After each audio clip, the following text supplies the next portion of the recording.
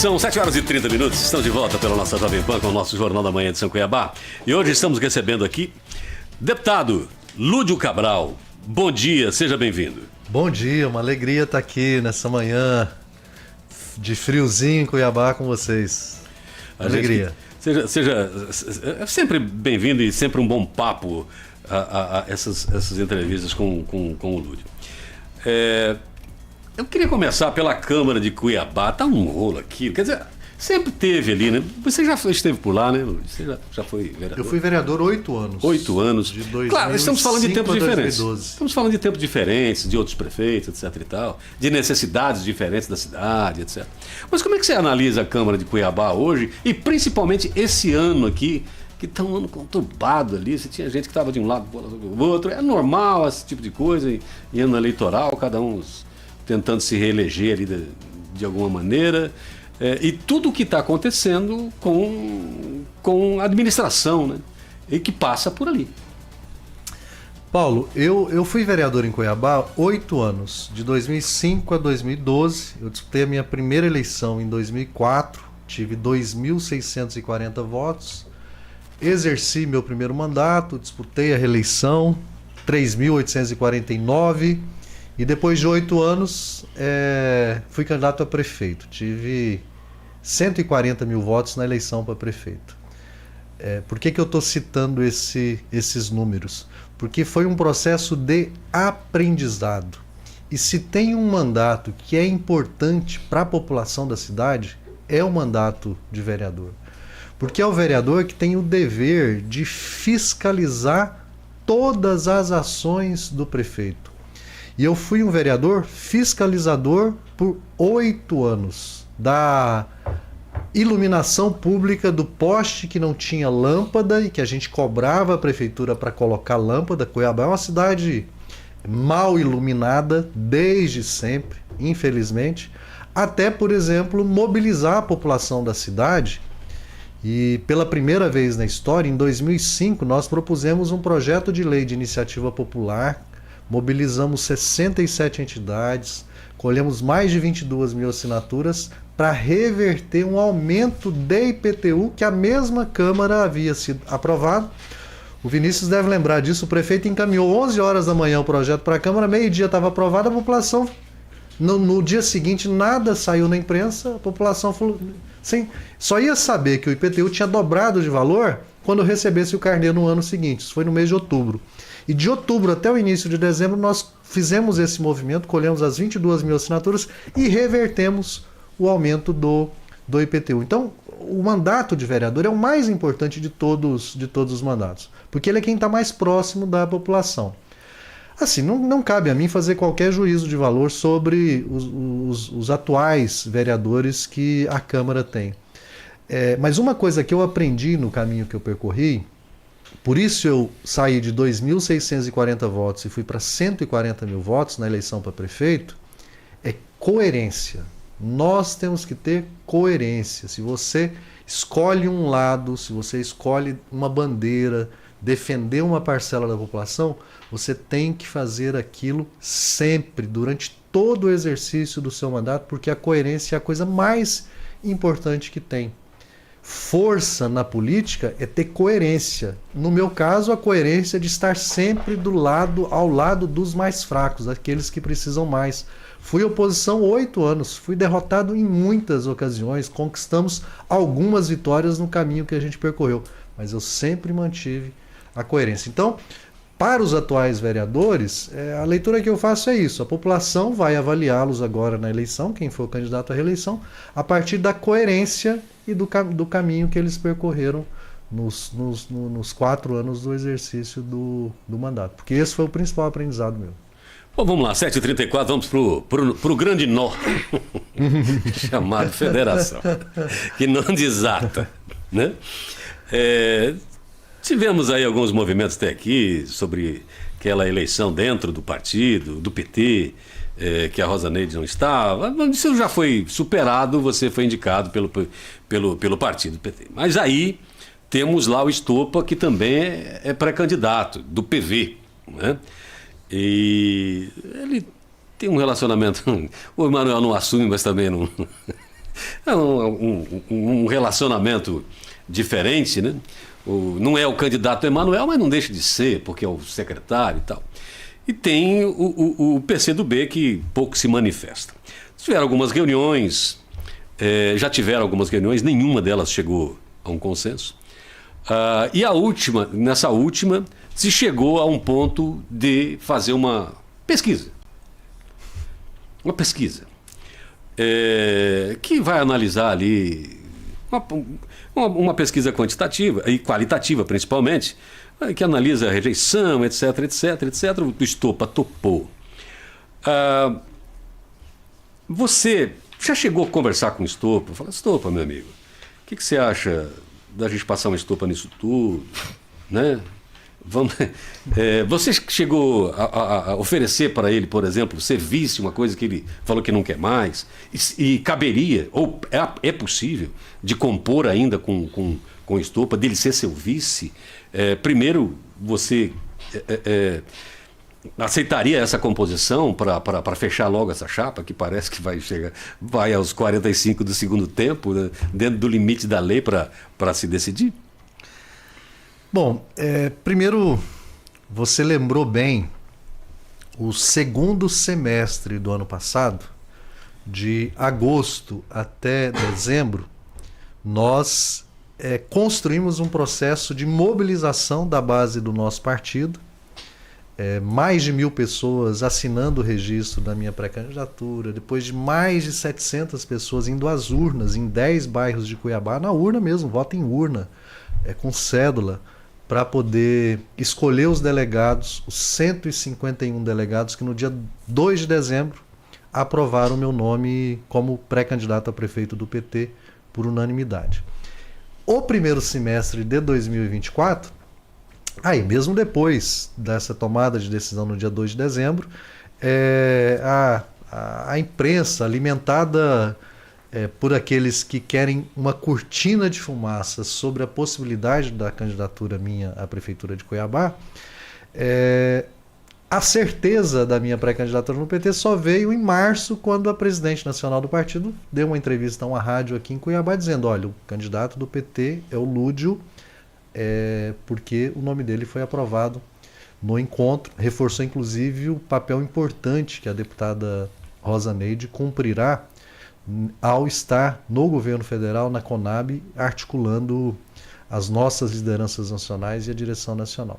Esse semestre agora é o semestre da definição da federação, que é essa novidade institucional que não existia até a eleição de 2022. 2022, na eleição estadual, se experimentou pela primeira vez esse modelo, e agora em 2024 é a primeira eleição municipal com a federação. E a federação ela foi definida na esfera nacional, na esfera local, municipal, ela nem sempre ela consegue se encaixar da forma como quem pensou lá nas cúpulas nacionais previu. Então nós estamos vivendo um exercício de aprendizado de construção da federação aqui em Cuiabá. E isso tem exigido de mim muita paciência e muita capacidade de diálogo. Quando o meu partido aprovou meu nome em dezembro, a primeira coisa que eu fiz foi procurar o Estopa. Nos reunimos e começamos uma agenda de reuniões. As direções municipais do PT, do PV e do PCdoB desde dezembro. E eu estive algumas vezes conversando pessoalmente com o Estopa nos intervalos entre essas reuniões que os partidos fizeram. A última vez que nós sentamos foi no dia 15 de março. E o que nós combinamos no nosso diálogo? Vamos tomar a decisão até o dia 6 de abril, eu queria tomar a decisão até o final de março, para que a gente desse uma semana aos pré-candidatos a vereadores e vereadoras que não concordassem ou que concordassem com aquela decisão e estivessem em outro partido, pudessem se filiar a um partido da federação ou se desfiliar da federação para poder buscar um outro caminho. Mas o Estopa propôs dia 6, falei, não, ótimo, dia 6 a gente define. Infelizmente essa definição não aconteceu, era a expectativa que eu tinha. E de lá até aqui, os partidos têm se reunido E o que foi dito toda para semana. você no dia... Por que não aconteceu? Como é que você sentiu? Não, o PV avaliou que O PV ou Estopa? O PV, o Estopa, eu considero sempre que as decisões são coletivas, que eles iriam fazer um esforço para poder trabalhar o presidente nome do PV dele. que decidiu. O Estopa é presidente estadual do PV, Pois é, no município é o Mário Nadaf. Então, assim, eu tenho respeitado esse tempo de amadurecimento. Na última semana, como você disse, a federação definiu critérios. Quem preside a federação é o PCdoB, a professora Lani Costa, que está conduzindo isso com muita serenidade também. Definiu alguns critérios e essa semana a federação volta a se reunir para poder debater esses critérios. E eu espero que o mais rapidamente possível a gente tome logo essa decisão oficial da federação sobre quem irá disputar a prefeitura. Quando será realizada essa pesquisa? Na verdade, algumas pesquisas já foram realizadas. Eu não sei se haverá necessidade de realização de uma nova pesquisa para poder tomar a decisão, porque há várias pesquisas já realizadas a que todos nós tivemos acesso. Agora, eu pessoalmente, assim, eu vou evitar debater os critérios, porque como eu sou pré-candidato, eu considero ético que eu fique na minha posição aguardando os partidos tomarem essa decisão. Mas as já realizadas, você ganha. Mas pesquisa é um critério, né? Intenção de voto espontânea, intenção de voto estimulada, rejeição. Um outro critério que foi escolhido foi assim, a capacidade de aglutinação de outros partidos. Mas como é que se mede isso? De outros partidos políticos. Diálogo. A federação vai se reunir, tem se reunido já com o PSD, com a Federação Rede PSOL. Amanhã, quarta-feira, haverá uma reunião entre nós e a Rede e PSOL para a gente poder, cidadania, PSDB, PSB, para avaliar como que nós construímos a mais ampla frente para a disputa. Eu tenho sido muito, muito paciente. Agora, é lógico que esse cenário de suposta indefinição na federação favorece os adversários, né? Os adversários estão se divertindo com essa indefinição na federação. O Abílio e o Botelho estão com um sorriso largo, porque eles sabem que a disputa verdadeira é comigo. E enquanto o Lúdio não for candidato de verdade aprovado na federação, eles seguem tocando as pré-campanhas deles sem o necessário debate que nós faremos quando a federação, e se eventualmente a federação definir pelo meu nome. Tá, o Estopa como seu vice, possível? Essa é uma outra coisa que nós discutimos nessa reunião.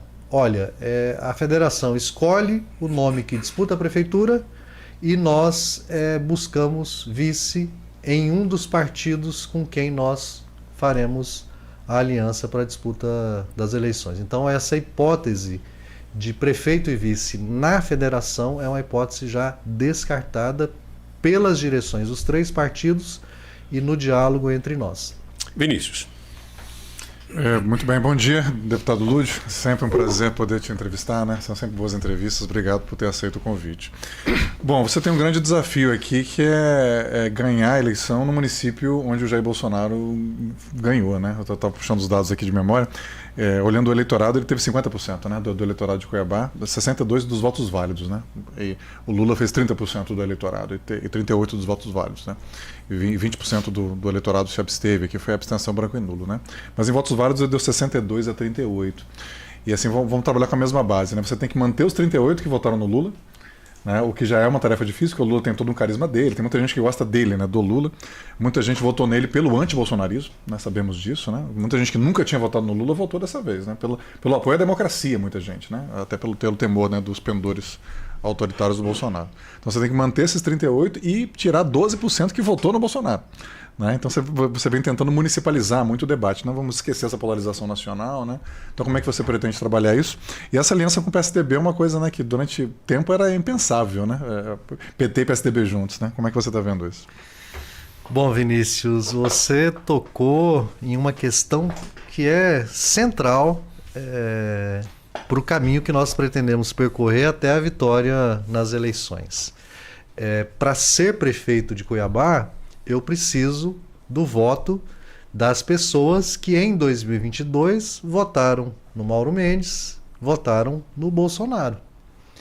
Então, e é um esforço que eu já tenho feito de ouvir a população, de conversar com as pessoas. Quando eu estou na rua, quando eu encontro alguém na fila do supermercado, em alguma atividade que eu vou e que essa pessoa não foi eleitora do Lula, eu procuro escutá-la para poder entender de que forma eu consigo conquistar a confiança e o voto dessa parcela da população.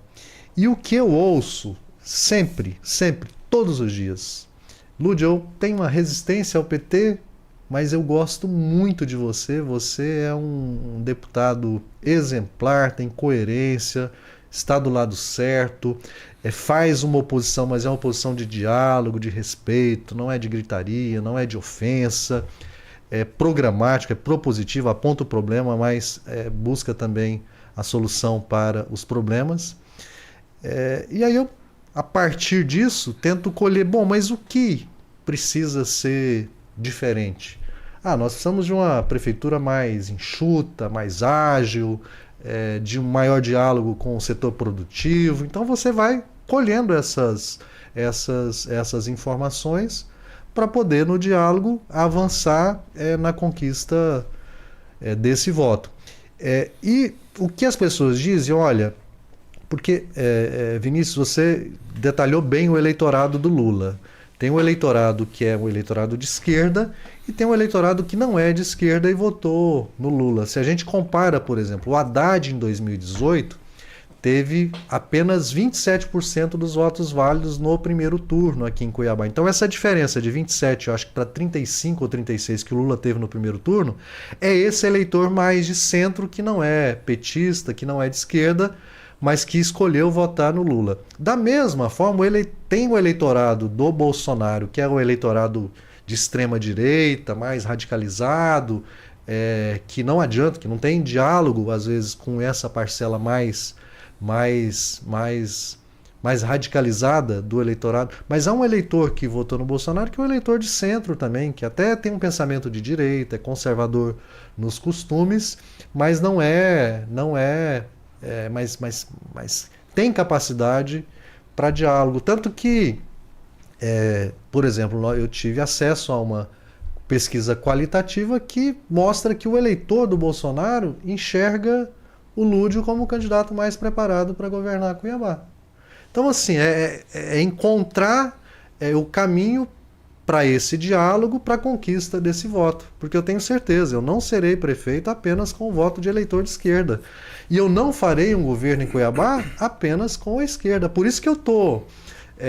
o meu sonho é uma aliança que tenha PT, PCdoB, PV, Rede, PSOL, PSB, Cidadania e PSDB. Essa é a aliança... E o PSD também, né? E o PSD que já está junto com a gente. Essa é a aliança dos meus sonhos, porque eu deixaria muito claro que o Lúdio não é candidato apenas do PT. O Lúdio não vai fazer uma campanha apenas com a esquerda. O Lúdio vai fazer uma campanha em diálogo com a esquerda, com o centro e com a parcela do eleitorado de direita. Eu tenho conversado muito com o Marco Marrafon, que é o presidente do Cidadania. Eu estive em Brasília recentemente, estive na sede da Direção Nacional do Cidadania em diálogo com eles. É impressionante. O Cidadania antigamente era o PCB, depois foi PPS. É impressionante como o Cidadania avançou na compreensão de políticas públicas. Eles tiveram uma experiência muito positiva lá em Vitória, no Espírito Santo, com o prefeito Luciano Rezende, que foi prefeito 8 anos lá em Vitória. Então, assim, a gente tem que buscar essa sintonia para fazer um governo amplo e um governo com capacidade gerencial, administrativa, para superar os problemas que Cuiabá tem. Porque Cuiabá tem problemas estruturais que, infelizmente, nunca foram enfrentados da forma como deveriam. Vou citar o principal deles, que é a saúde pública. Nós tínhamos condições, porque no passado, na década de 80, Cuiabá foi avanço em organização. Antes do SUS existir, Cuiabá já tinha um desenho semelhante ao SUS, quando o Júlio Miller foi secretário de Saúde no primeiro governo do Dante de Oliveira.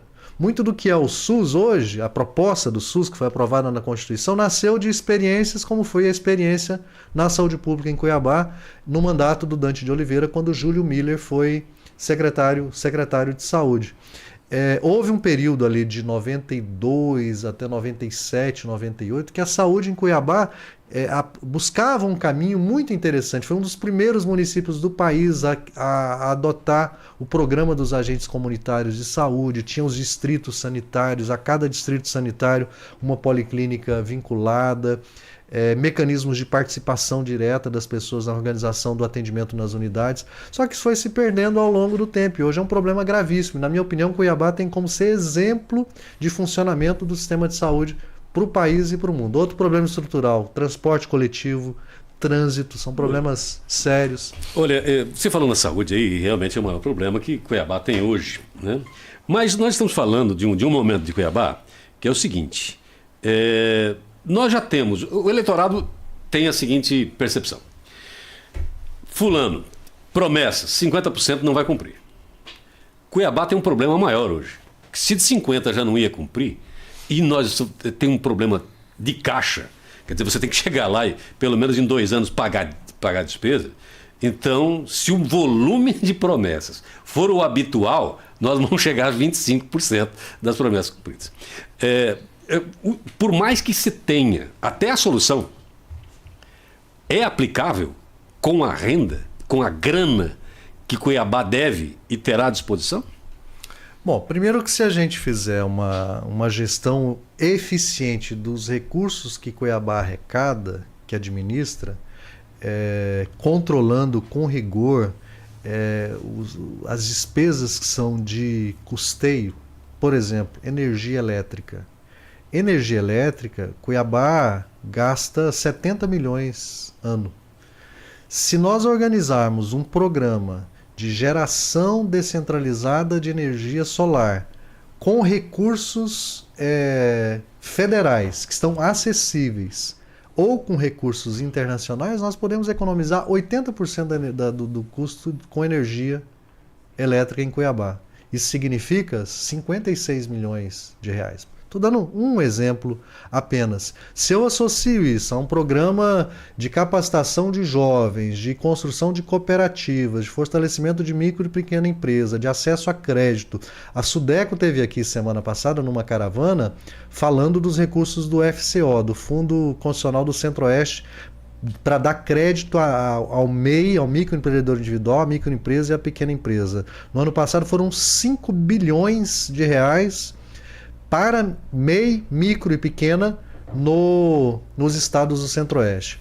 Nós articulados, por exemplo, ao FCO, nós conseguimos organizar uma rede de microempresas fortalecidas, de cooperativas, para produzir e gerar energia solar de forma descentralizada, trazendo economia para a prefeitura e dinamizando a economia real, o setor empresarial, com uma lógica, inclusive, de proteção ao meio ambiente, porque energia solar é a mais renovável das energias e se tem uma coisa que Cuiabá tem, é sol, fazendo justiça climática para a população trabalhadora, porque assim, hoje está frio, mas a população trabalhadora de Cuiabá, ela sofre com o calor, porque primeiro que ela não consegue pagar a conta de luz, que é cara. Ela até dá conta de comprar um aparelho de ar-condicionado, mas ela usa um mês, quando vem a conta de luz, ela fala, opa, não vou poder mais usar o ar-condicionado porque a luz fica muito cara. Então você imagina, e é isso que eu pretendo, um programa habitacional em que todas as casas construídas, aí em parceria com o governo federal, com Minha Casa Minha Vida, terão energia solar, para baratear o custo da energia. Esse programa de geração descentralizada, por meio de pequenas empresas e de cooperativas, é possível trazer os componentes para Cuiabá e montar as placas aqui em Cuiabá. E você baratear o custo da própria estruturação mas na saúde, da energia solar. Na saúde, Lúcio, porque assim, precisa de algo arrojado, mas não tem dinheiro arrojado para isso. Mas, Paulo, o mais importante da saúde é o que custa menos.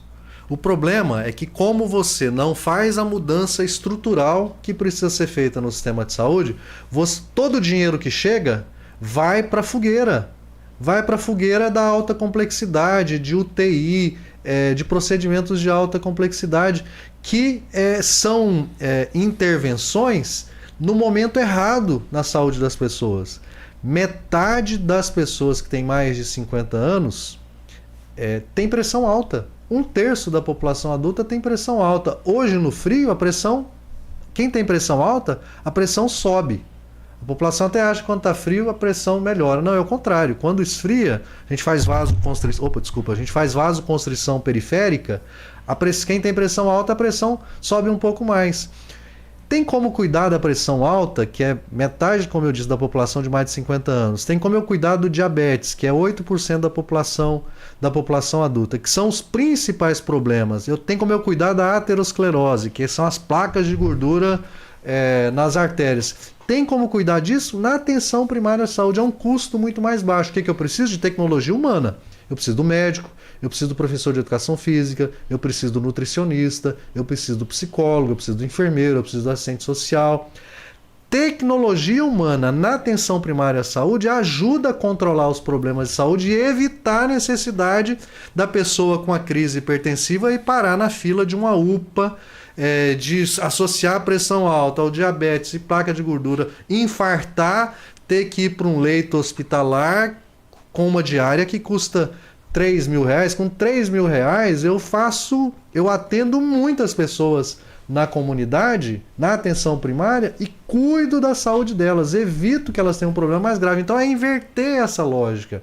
Isso é o estrutural que Cuiabá foi exemplo para o Brasil na segunda metade da década de 80, que se perdeu ao longo do tempo, e nós temos que recuperar essa lógica, fortalecer o cuidado da saúde das pessoas, onde elas vivem e onde elas trabalham, porque aí gradativamente você reduz a necessidade daqueles procedimentos que são mais caros à saúde. Agora, tem uma outra coisa, Paulo, que precisa ser feita, é você melhorar a articulação, a relação entre prefeitura, Estado e Ministério da Saúde, porque tem tarefas que precisam ser compartilhadas, que precisam ser pactuadas.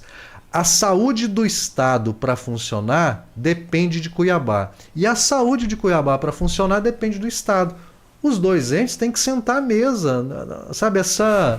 Essa briga pessoal entre prefeito e governador, que já vai para quase 8 anos, ela é muito prejudicial para a população de Cuiabá e para a população do Estado. Tem que servir de aprendizado para nós. Nós temos que sentar à mesa, porque tem responsabilidades que podem ser partilhadas.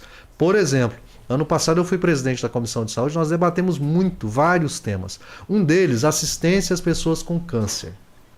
Os hospitais que atendem câncer em Cuiabá, eles poderiam fazer muito mais do que eles fazem. Só que eles não têm recurso. Quem paga a assistência ao câncer no Hospital de Câncer, no Hospital Geral Universitário, é a Prefeitura de Cuiabá. Se o Estado assume a gestão dos contratos da oncologia com os recursos do Estado, e o Estado tem recursos suficientes para isso, o Hospital de Câncer, o Hospital Geral Universitário e outros serviços, o Júlio Miller, por exemplo, ampliariam o atendimento a pessoas com câncer. A gente reduziria a via crucis, a fila de sofrimento das pessoas que precisam de assistência ao câncer. Você desafoga a prefeitura dessa tarefa, permite à prefeitura alocar mais recursos na baixa e média complexidade, para, por exemplo, acabar com fila de cirurgia de vesícula, de cirurgia de hérnia, de laqueadura, de esterectomia. Quantas mulheres não vão todo mês para a UPA, no pronto atendimento de urgência, porque elas estão com uma hemorragia e tem um mioma, precisa operar, essa cirurgia fica 1 ano, 2 anos aguardando para fazer a cirurgia do mioma. Ora, se você concentra, olha, esse mioma precisa operar, porque senão todo mês você vai sangrar mais do que o normal. Eu já atendi mulheres de 40, 45 anos que tinham uma anemia profunda, mas uma anemia profunda. Tem um parâmetro que é a hemoglobina no sangue que a gente vê no hemograma. O normal é 12, 13. Mulheres com 7 de hemoglobina é transfusão sanguínea. Mulheres que viviam com hemoglobina de 7. Pálidas, cansadas, sabe, com dificuldade de tocar a vida. Por quê? Porque tem um mioma que não consegue operar, que é uma cirurgia simples, de baixa complexidade. Desculpa eu entrar nesses detalhamentos, mas é assim que, na minha opinião, a gente resolve os problemas da saúde. 8 horas em ponto, Cuiabá. e o culpado aqui fui eu. Fui logo tocar no assunto de saúde, e aí não conseguimos falar de saúde, não estou conseguindo passar para o Nestor. Vai lá, Nestor, vai lá. Fazer a pergunta. 8 horas em ponto. Pois não, Nestor? É uma pena que temos pouco tempo para conversar, porque o assunto não vai faltar aqui. Nós estamos num momento pré-eleitoral no qual os seus adversários evidentes, Abílio e Botelho sobretudo, estão se posicionando. O Botelho agora montou uma equipe para analisar a saúde, né? Nunca criticou a prefeitura, mas agora a gestão Manuel Pinheiro, mas agora ele quer tomar pé do que vai pegar se for eleito prefeito. Abílio está num momento assim de ser mais paz e amor, né? Já tomou tantas decisões liminares para que não seja tão agressivo, que ele quer se comunicar até com o público que não é da religião dele, etc. E acompanhando seu trabalho como deputado, nós vemos assim uma atuação muito forte na área da saúde, né? Sua área profissional, críticas pontuais importantes no momento da pandemia. E esse fato de ser uma pessoa da saúde para cuidar de um município que está com tantas operações policiais na área da saúde, parece-me que pode ser uma das metas principais da sua gestão, se eleito for, e da campanha naturalmente. Então, assim, tenho percebido nos municípios um trabalho muito próximo com o terceiro setor, com o OS e com os CIPs. Então, eu queria saber a respeito disso, qual que é a sua opinião, e também se existe já num pré-plano de ação, de gestão, de governo, alguma atuação específica para gestantes, que nós temos aqui um município que não adota o projeto Cegonha, que o Brasil todo tem, e Mato Grosso e Cuiabá também não adotam. Nestor, meu conterrâneo de Cáceres, cacerense, eu fui cacerense na juventude, né? A gente estava conversando isso aqui antes. Só para dar um número, a cobertura de pré-natal em Cuiabá hoje, porque uma gestante, para ser bem acompanhada no pré-natal, ela precisa fazer no mínimo 6 consultas médicas, no mínimo. Na minha opinião, esse número é insuficiente, precisa fazer mais consultas do que apenas 6, mas é um indicador que o Ministério da Saúde, que a Organização Mundial de Saúde utiliza de um bom acompanhamento pré-natal, no mínimo 6.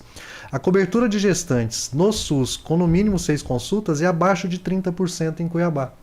Ou seja, não há acompanhamento pré-natal de verdade na nossa cidade, que é uma tarefa do município. Há muitas gestantes com 25 anos têm 3, 4 filhos. Quase todo dia eu recebo uma ligação de uma mãe desesperada que está grávida, que não está conseguindo fazer o pré-natal de forma adequada e que quer fazer laqueadura. É um sofrimento para conseguir ter acesso ao planejamento familiar, passar pela avaliação do psicólogo, do assistente social, ter autorização da internação para fazer a laqueadura 30 dias depois do parto, caso o parto seja normal. Isso é atenção ao pré-natal, isso é responsabilidade da prefeitura. Isso, infelizmente, não funciona como deveria funcionar. O custo disso é baixíssimo. Uma outra coisa, as mães mais humildes têm muita dificuldade quando as crianças nascem. A prefeitura tem todas as condições de organizar um enxoval para a mãe quando ela deixa a maternidade com a sua criança, para que essa criança seja bem cuidada já quando nasce. É possível você organizar a atenção primária à saúde, a saúde da família, o posto de saúde. Criança nasceu. Isso é uma promessa da futura campanha? Isso é proposta que já está enxoval no nosso...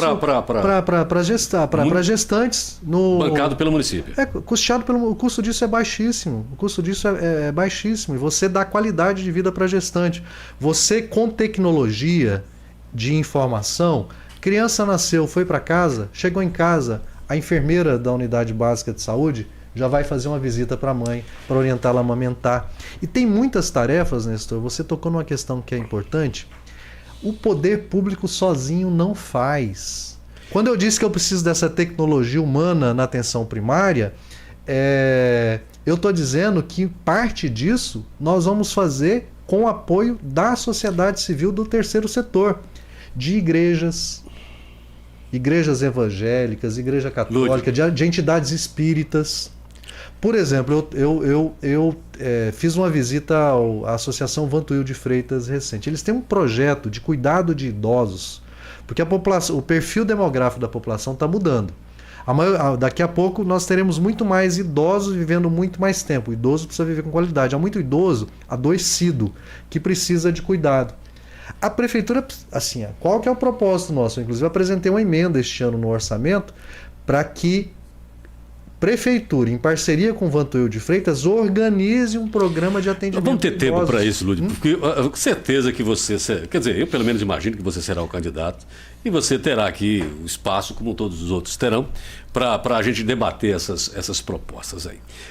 Parceria, viu, Nestor? É parceria. Parceria com o terceiro setor, com igrejas, com a sociedade civil, com associações de moradores, com empresários, para que a gente possa dar conta da tarefa que a prefeitura tem.